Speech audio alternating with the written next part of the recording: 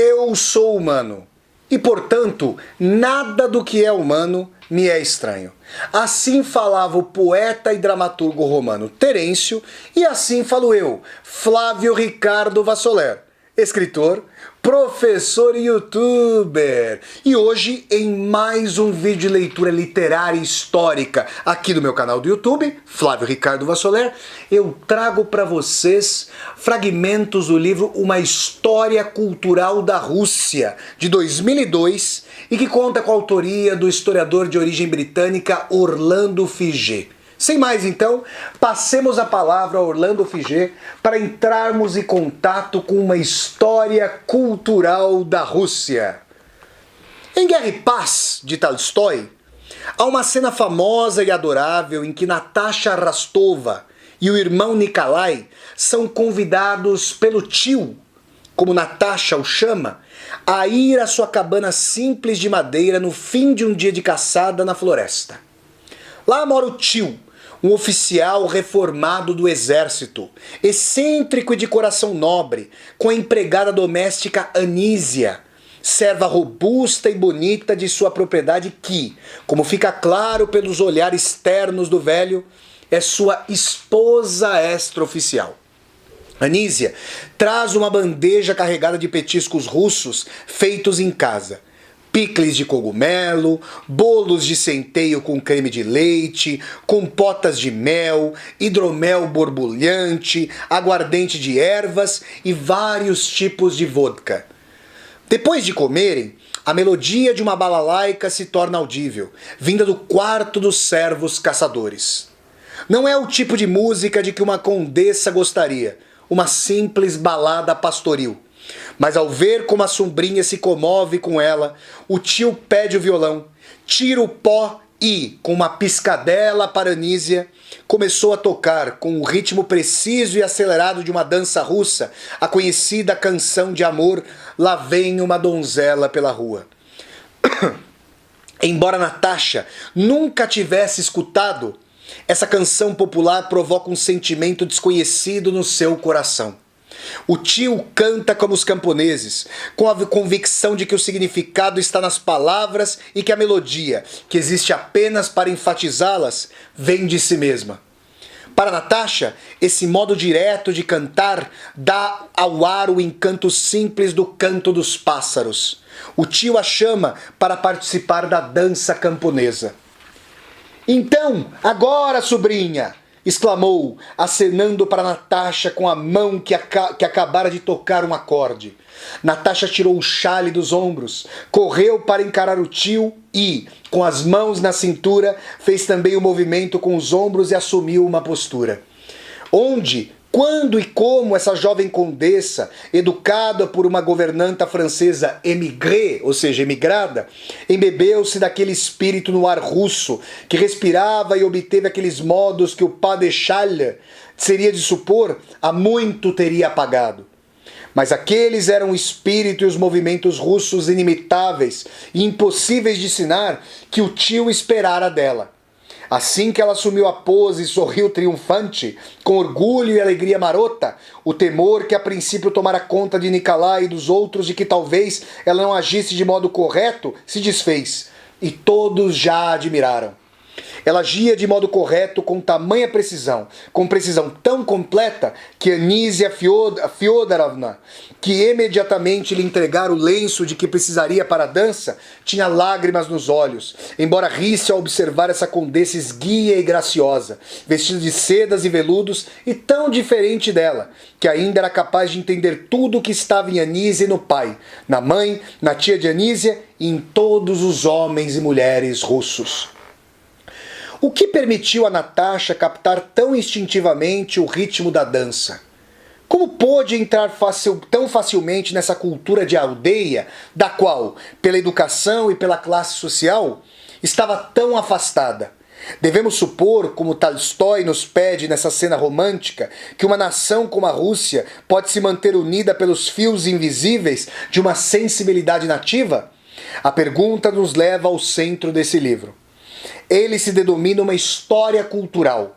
Porém, os elementos de cultura que o leitor aqui encontrará não são apenas grandes obras criativas como Guerra e Paz, mas também artefatos, desde os bordados populares do chale de Natasha às convenções musicais da canção camponesa. E são evocados não como monumentos à arte, mas como impressões da consciência nacional que se misturam à política e à ideologia, aos costumes e crenças sociais, ao folclore e à religião, aos hábitos e convenções e a todo o resto do bric-a-brac mental que constitui uma cultura e um modo de vida. Não é argumento meu que a arte possa servir ao propósito de uma janela para a vida. A cena da dança de Natasha não pode ser abordada como registro literal da vida, embora as lembranças desse período mostrem que houve mesmo mulheres nobres que captaram dessa maneira as danças de aldeia. Mas a arte pode ser vista como um registro da crença, nesse caso, o anseio do escritor por uma comunidade ampla com o campesinato russo que Tolstói dividia com os homens de 1812, os nobres e patriotas liberais que dominam as cenas públicas de Guerra e Paz. A Rússia convida o historiador cultural a sondar debaixo da superfície da aparência artística.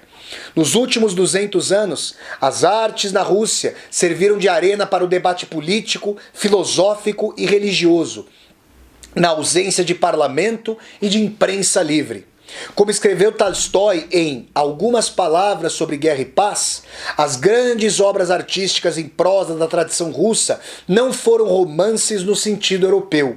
Elas foram imensas estruturas poéticas para a contemplação simbólica, não muito diferentes dos ícones, laboratórios para testar ideias. E, como a ciência ou a religião, eram movidas pela busca da verdade. O tema abrangente de todas essas obras era a Rússia, o seu caráter, a sua história, os seus costumes e convenções, a sua essência espiritual e o seu destino. De forma extraordinária, talvez exclusiva da Rússia, a energia artística do país foi quase inteiramente dedicada à busca da compreensão da ideia da sua nacionalidade. Em lugar nenhum, o artista foi mais sobrecarregado com a tarefa da liderança moral e da profecia nacional, nem mais temido e perseguido pelo Estado. Alienados da Rússia oficial pela política e da Rússia camponesa pela educação, os artistas russos tomaram a si criar uma comunidade nacional de valores e ideias por meio da literatura e das artes plásticas. O que significava ser russo? Qual era o lugar e a missão da Rússia no mundo? E onde estava a Rússia verdadeira? Na Europa ou na Ásia? Em São Petersburgo ou em Moscou? No Império do Tsar ou na aldeia lamacenta de uma só rua onde morava o tio de Natasha? Estas eram as malditas perguntas que ocuparam a mente de todos os escritores, críticos literários e historiadores, pintores e compositores, teólogos e filósofos sérios na época de ouro da cultura russa, de Alexander Pushkin a Boris Pasternak. São elas as perguntas que estão sob a superfície da arte nesse livro. As obras aqui discutidas representam uma história das ideias e atitudes, conceitos da nação pelos quais a Rússia tentou se entender. Se olharmos com atenção, elas podem se tornar uma janela para a vida íntima de uma nação. A dança de Natasha é uma dessas aberturas. No seu âmago é um encontro entre dois mundos inteiramente diferentes: a cultura europeia das classes superiores e a cultura russa do campesinato. A Guerra de 1812 foi o primeiro momento em que os dois se moveram juntos numa formação nacional. Movida pelo espírito patriótico dos servos, a aristocracia da geração de Natasha começou a se libertar das convenções estrangeiras da sua sociedade e buscar uma noção de nacionalidade baseada em princípios russos. Trocaram o francês que falavam pela língua nativa. Russificaram os costumes e vestimentas, os hábitos alimentares e o gosto na decoração de interiores.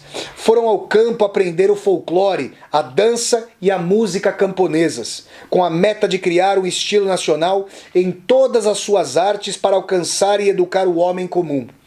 E, como tio de Natasha, ou até mesmo seu irmão, no final de Guerra e Paz, alguns renunciaram à cultura da corte de São Petersburgo e tentaram adotar um estilo de vida mais simples, mais russo, ao lado dos camponeses das suas propriedades. A interação complexa entre esses dois mundos teve influência crucial sobre a consciência nacional e sobre todas as artes no século XIX. Essa interação é uma característica importante desse livro, mas a história que ela conta não pretende sugerir que a consequência foi uma única cultura nacional. A Rússia era complexa demais, socialmente dividida, politicamente diversificada, mal definida em termos geográficos e, talvez, grande demais para uma cultura única se passar por herança nacional. Em vez disso, a minha intenção é me rejubilar com a enorme diversidade de formas culturais da Rússia. O que torna tão esclarecedor o trecho de Tolstói é o modo como traz à dança tantas pessoas diferentes. Natasha e o irmão, a quem esse mundo estranho mas encantador da aldeia é subitamente revelado. O tio, que vive nesse mundo mas não faz parte dele. Anísia, que é aldeã, mas que também mora com o tio à margem do mundo de Natasha. E os servos caçadores e os outros servos domésticos, que observam sem dúvida com diversão curiosa e talvez com outros sentimentos também, a bela condessa executar a sua dança. A minha meta é explorar a cultura russa da mesma maneira que Tolstói apresenta a dança de Natasha, como uma série de encontros ou atos sociais criativos que foram realizados e entendidos de muitas formas diferentes. Ver uma cultura dessa maneira refratada é questionar a ideia de um núcleo puro, orgânico ou essencial. Não havia dança camponesa russa autêntica, do tipo imaginado por Tolstói. E, assim como a melodia que Natasha dança, a maioria das canções populares russas, na verdade, vinha das cidades. Outros elementos da cultura aldeã que Tolstói retratou podem ter chegado à Rússia vindos da estepe asiática, elementos importados pelos cavaleiros mongóis que dominaram a Rússia do século XIII ao XV e, depois, em sua maioria, se instalaram na Rússia como comerciantes, pastores e agricultores. O chale de Natasha, quase com certeza, era persa e, embora os chales camponeses russos entrassem na moda depois de 1812, os motivos ornamentais provavelmente derivavam de chales orientais. A balalaica descendia da dombra, instrumento de cordas semelhante ao originário da Ásia Central, ainda amplamente usado na música cazaque, que chegou à Rússia ao século XVI. A própria tradição da dança camponesa russa derivava de formas orientais, na opinião de alguns folcloristas do século XIX. Os russos dançavam em fila ou círculos, e não em pares, e os movimentos rítmicos eram executados pelas mãos e ombros além dos pés, dando-se grande importância à dança feminina, com gestos sutis, como de boneca, e imobilidade da cabeça. Nada poderia ser mais diferente da valsa que Natasha dançou com o príncipe Andrei no primeiro baile. E imitar todos esses movimentos deve ter sido tão estranho para ela quanto, sem dúvida, pareceu à plateia camponesa. Mas, se não há cultura russa antiga a ser extraída dessa cena de aldeia, se boa parte de qualquer cultura é importada do exterior, então, em certo sentido, a dança de Natasha é o emblema da opinião a ser exposta nesse livro. Não há quintessência da cultura nacional, somente imagens míticas dela, como a versão de dança camponesa de Natasha. Meu objetivo não é desconstruir esses mitos, nem desejo afirmar, no jargão usado pelos historiadores culturais acadêmicos de hoje, que a nacionalidade da Rússia não passava de construção intelectual. Havia uma Rússia bastante real, uma Rússia que existia antes da Rússia europeia ou de quaisquer outros mitos de identidade nacional. Havia a Rússia histórica da antiga Moscóvia, que fora muito diferente do Ocidente, antes que Pedro, o Grande, no século XVIII, a obrigasse a se adequar aos modos europeus. Durante a vida de Tolstói, essa velha Rússia ainda era animada pelas tradições da igreja, pelos costumes dos mercadores e boa parte da nobreza da terra e pelos 60 milhões de camponeses do império, espalhados em 500 mil de aldeias remotas pelas florestas e pela estepe, cujo modo de vida pouco mudara em séculos. São as batidas do coração dessa Rússia que reverberam na cena da dança de Natasha. E sem dúvida não foi fantasioso por parte de Tolstói imaginar que houvesse um senso comum que ligasse a jovem condessa a todas as mulheres russas e a todos os homens russos. Afinal, como esse livro buscará demonstrar, há um temperamento russo, um conjunto de crenças e costumes nativos, algo visceral, emocional, instintivo, passado de geração em geração, que ajudou a configurar a personalidade e a unir a comunidade. Esse temperamento fugidio se mostrou mais duradouro e mais significativo do que todos os estados russos. Ele deu ao povo coragem para sobreviver aos momentos mais sombrios da sua história e uniu os que fugiram da Rússia soviética depois de 1917. Meu objetivo não é negar essa consciência nacional, mas sim sugerir que a sua compreensão estava envolta em mitos. Forçadas a se tornar europeias, as classes instruídas ficaram tão alienadas da antiga Rússia, esqueceram por tanto tempo como falar e agir do modo russo, que na época de Tolstói, quando lutaram para se definir novamente como russos, elas foram obrigadas a reinventar aquela nação por meio de mitos artísticos e históricos. Redescobriram a sua russianidade por meio da literatura e das artes plásticas, assim como Natasha encontrou a sua russianidade por meio dos rituais da dança. Daí o propósito desse livro não ser simplesmente o desbancar desses mitos. É, isso sim, explorar e dispor-se a explicar o poder extraordinário que esses mitos tiveram ao configurar a consciência nacional russa. Os principais movimentos culturais do século XIX foram todos organizados em torno dessas imagens fictícias de nacionalidade da Rússia. Os eslavófilos, com o seu mito acessório da alma russa, de um cristianismo natural do campesinato e o culto de Moscóvia como portadora de um modo de vida verdadeiramente russo, que idealizavam e puseram-se a promover como alternativa à cultura europeia adotada pelas elites instruídas desde o século XVIII. Os ocidentalistas, com o culto rival a São Petersburgo, aquela janela para o ocidente, com seus conjuntos clássicos construídos sobre terras pantanosas recuperadas do mar, símbolo da ambição iluminista e progressista de redesenhar a Rússia em bases europeias. Os populistas, que não estavam longe de Tolstói, com a noção do camponês como um socialista natural, cujas instituições aldeãs serviriam de modelo para a nova sociedade. E os citas, que viam a Rússia como cultura elementar da estepe asiática, que, na revolução que viria, varreria o peso morto da civilização europeia e criaria uma nova cultura na qual homem e natureza, arte e vida fossem um só. Esses mitos eram mais do que apenas construções de uma identidade nacional.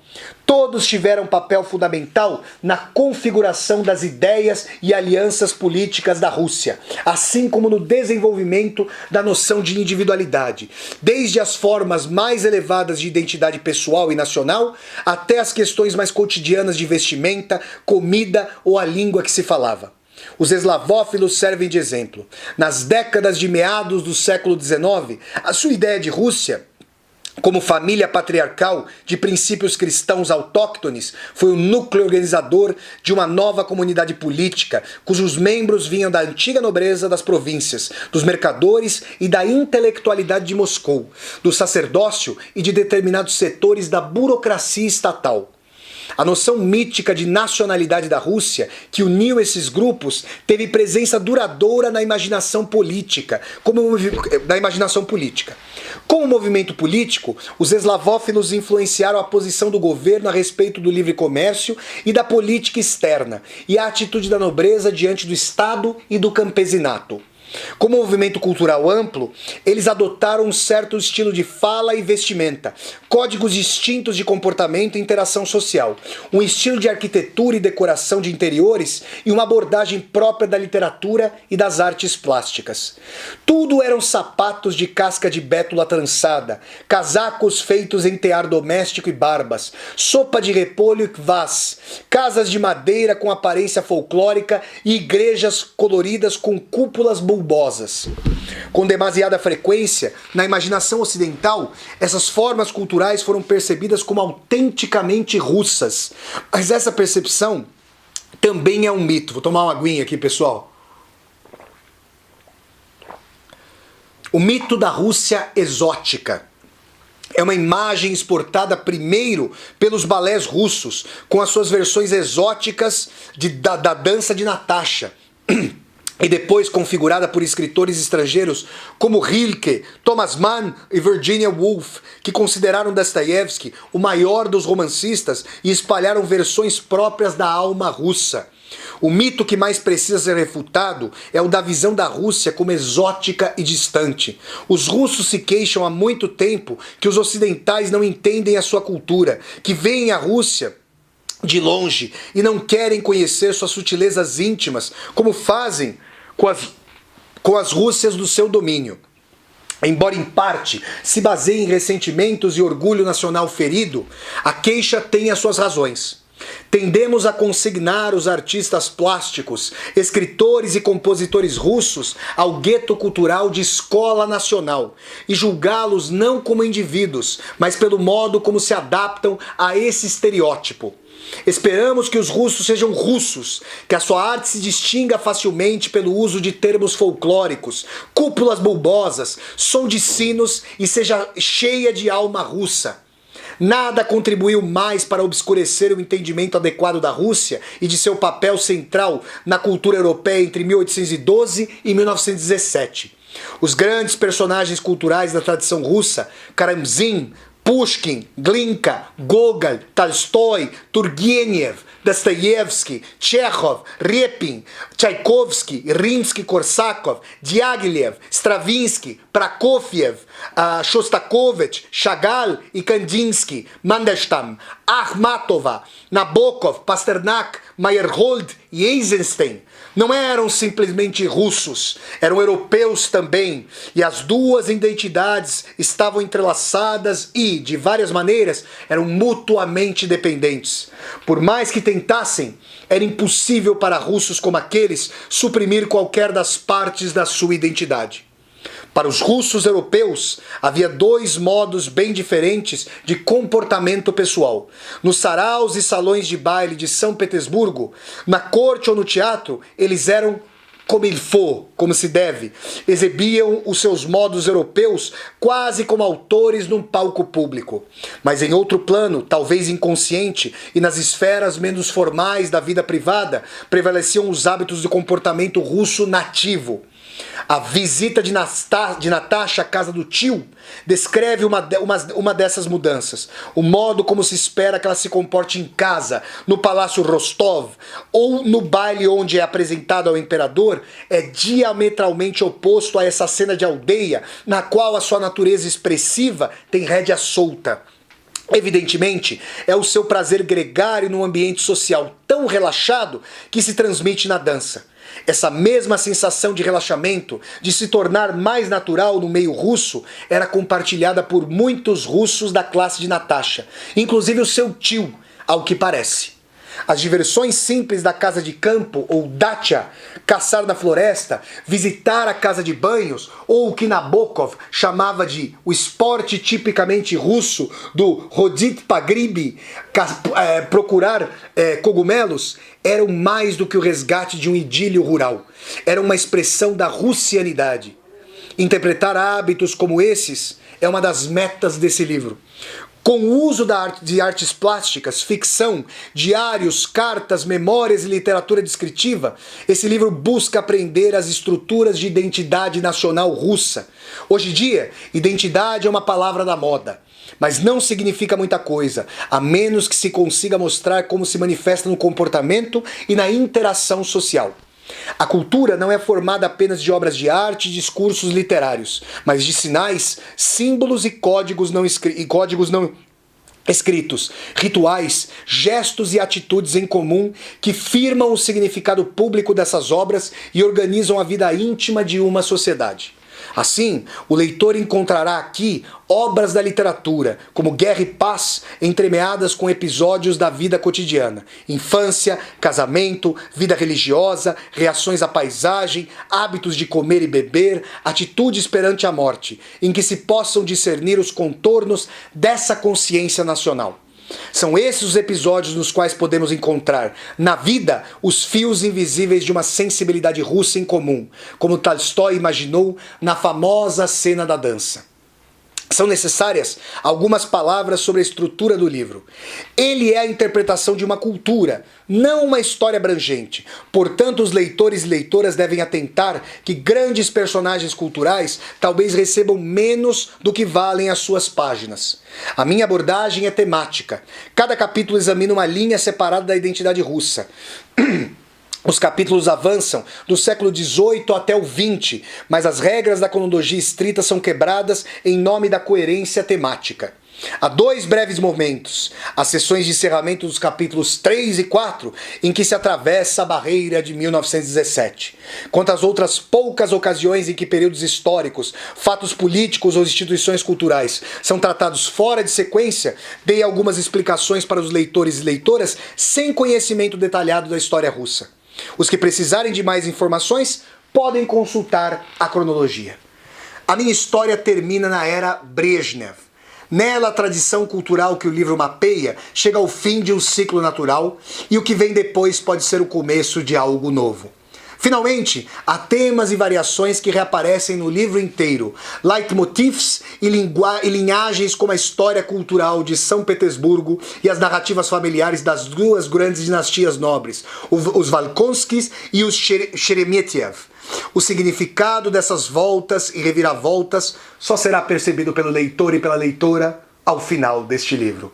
Pessoal, essa foi a introdução formidável do livro Uma História Cultural da Rússia, de 2002, que conta com a autoria do historiador britânico Orlando Figet.